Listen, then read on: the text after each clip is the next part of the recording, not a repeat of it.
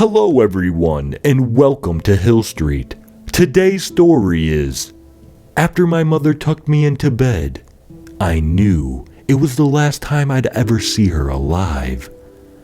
If you end up enjoying this story, please leave a like. And if you enjoy hearing stories from me, please subscribe and become a resident of Hill Street and let me know how I'm doing in the comments. Now, let's get to this nightmare. I have no use for age anymore, but I know I was 10 when it started. My mother came into my room to say goodnight, as she always did, pulling the covers all the way up to my chin and tucking them around my miniature frame. A bear hug and a kiss on both cheeks, and a final reaffirmation that there's no one on this earth that she could possibly love more than me.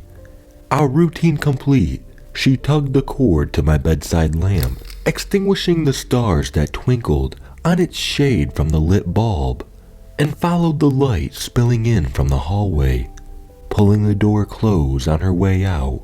Just before it clicked shut, she peered back over her shoulder, smiling at what I'm sure was a charming image. Me, so innocent to the world and pure of heart, peering over the blanket to catch one final glimpse to assure me she would see me in the morning. With those final words, the door would click shut, and I was surrendered to the darkness. It was in the stillness of that night, 10 years old, protected from the cold by my mother's warmth, it dawned on me that I would never again feel her embrace. I knew, without a doubt in my mind, that I had just seen my mother for the last time. Surely, I could fling off the covers my mother so purposely wrapped me in, throw open the door and tear down the hall, shouting her name. I'd find her, most likely in her bedroom, doing some light reading before she too turned in for the night. She'd console me, stroking my hair in such a way that would instantly put me at ease before walking me back to bed, insisting that she would be just down the hall. But in that moment, I found myself unable to move. An impossible cold had overtaken me, akin to the cold of a winter's night, so dreadful it takes a scalding hot shower or hours entombed in blankets to fully return feeling to one's body. The feeling of never being warm again. Even amidst the horrible realization, I was unable to stave off the tide of sleep, my eyes growing heavier as I become colder, the weight of my sarcophagus of blankets betraying me to the point of suffocation. That night I dreamed of her, a vicious parade of what I somehow understood to be her memories, lies told, fights with loved ones, buried secrets, hateful looks, anything and everything, mementos or incidental alike, a carousel of the dregs of her subconsciousness funneled directly to me in unrelenting succession. I awoke in the morning with a crushing weight in my chest, as if my mother had been relinquished of her transgression, and in turn, the burden was forced into my own heart. Free from my invisible bonds, I approached her room to find her laying peacefully in bed, her body cold. A social worker would later explain to me, very delicately, that a previously undetected problem with her heart had resulted in her sudden demise.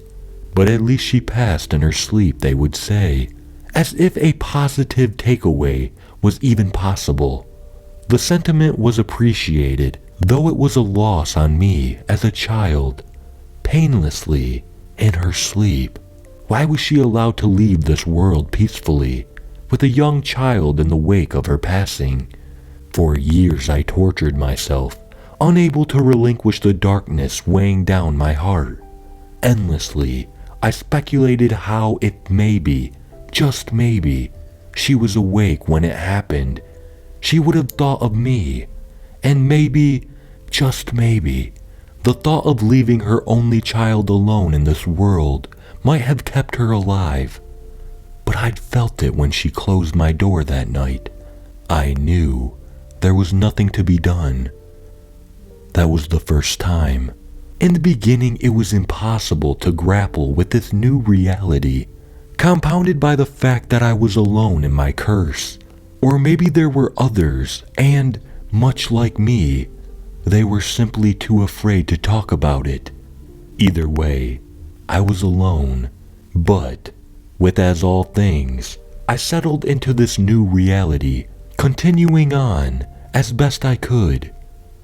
After a while, it became predictable, mostly after visiting elderly relatives. At least I could brace for the potential and the inevitable, which somehow began to offer the smallest shred of comfort.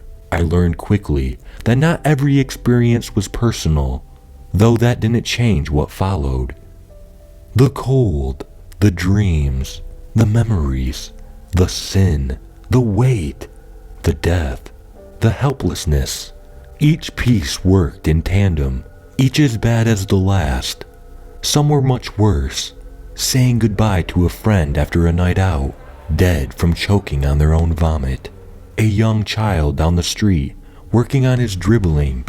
They never caught the driver who hit him. And then, from that pain, being forced to relive the child's sins that very night. Stealing Halloween candy when his friend wasn't looking. Pulling the hair of a girl he had a crush on. It was enough to ruin me. I had no choice but to become completely desensitized, if only to find some way to cope with the reality of bearing witness. The worst was having to pretend I didn't know, that I had already started to grieve when someone called to tell me the news. Because the night before, a dying soul bled their humanity out to me, that I'd exhausted my tears years ago, thinking about how I could stop it from happening. If only I could pick up the phone, or pound on their front door until they had no choice but to answer, that I knew how to save myself, but simply couldn't. I thought of my friends and family, random passerby, even my mother. I thought of all of them. So fortunate to be blissfully unaware while I absorbed their dormant sin. Would they believe me if I told them? Would they change their actions, cancel their plans, and wrap themselves in sarcophagus of blankets until I no longer felt the cold in my heart?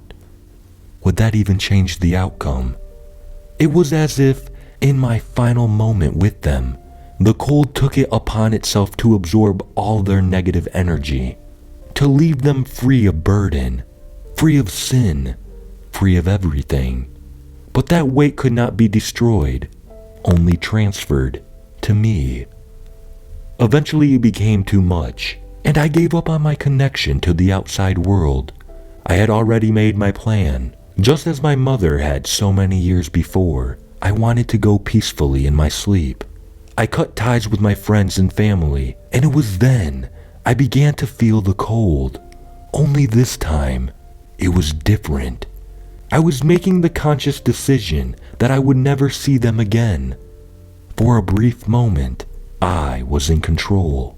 The cold lingered as I prepared myself for what was to come, and for a week I slept, subjected to ceaseless procession of everything those closest to me wanted to hide from this world. I emerged. My chest contracted from the weight inside. 100 lifetimes worth of pain added on top of an already unbearable mass. For the cold, it must have been a feast.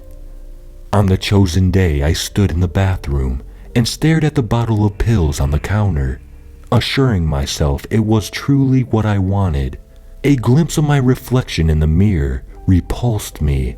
My skin was nearly translucent, my face gaunt, the bags under my eyes deep. I felt empty. Everything left me siphoned off by the cold to a rotting heart burdened with the affliction of others. I felt like a ghost. Resigned to my fate, I reached for the bottle, still resting on the counter. At least, in my mind, I did. No matter how hard I tried, my hand would not move. I stood there, white-knuckling the edge of the sink, gritting my teeth. Tears blurred my vision as I cried for the first time in years, but I could not pick up the bottle. I looked in the mirror, for once in my life wishing more than anything that I would feel the cold again, that I could allow myself to die.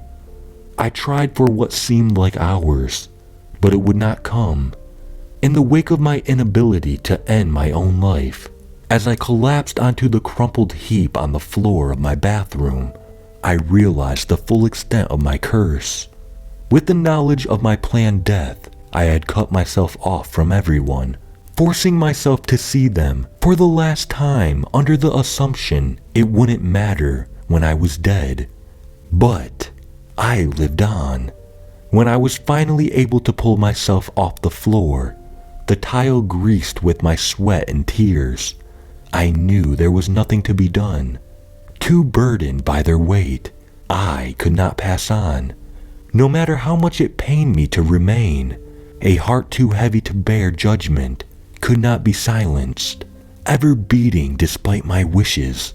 This time, no one called. In fact, I surmised no one would ever call again. In my arrogance, I had foolishly believed I could control my power to free myself. But what came of it was more death than my soul could comprehend. I had removed myself from their lives, taking all pain and leaving them free of burden, free of sin, free of everything, free of me. I had prepared them for the afterlife, and now my job was complete. In that moment, trapped in the agony of oblivion, I wrestled with what led me to this moment. I thought of the relatives, the friends, the strangers whose foretold deaths I felt. I thought of everyone I let go of prematurely, believing it was the means to an end. I thought of a 10-year-old child, their mother kissing them on the cheek, for what they would soon learn was the last time. And again, I wondered if there were others like me, if they would ever find me, huddled on the bathroom tile, unable to die, or if they were doomed to suffer the same fate. I thought of my mother, and how glad I was she wasn't awake when she passed. I wondered what her last thought was before she went to sleep, unburdened by the knowledge that she'd never wake up, a fate I was not fortunate enough to receive. For here in the darkness, I found that which I have denied myself for so long: fear. I had spent most my life disconnecting from most emotions to shoulder the weight, but with no end in sight, I was forced to realize that nothing could save me now. Fear is the only thing I have left as my heart beats on despite my wishes. Unable to live or die, I sit perfectly still, heart too heavy to bear, praying for a final judgment that will never come. It's so hard to breathe. I have no idea how long it's been, or how old I am. All I know is I was 10 when it started. I hope her last thought was of me.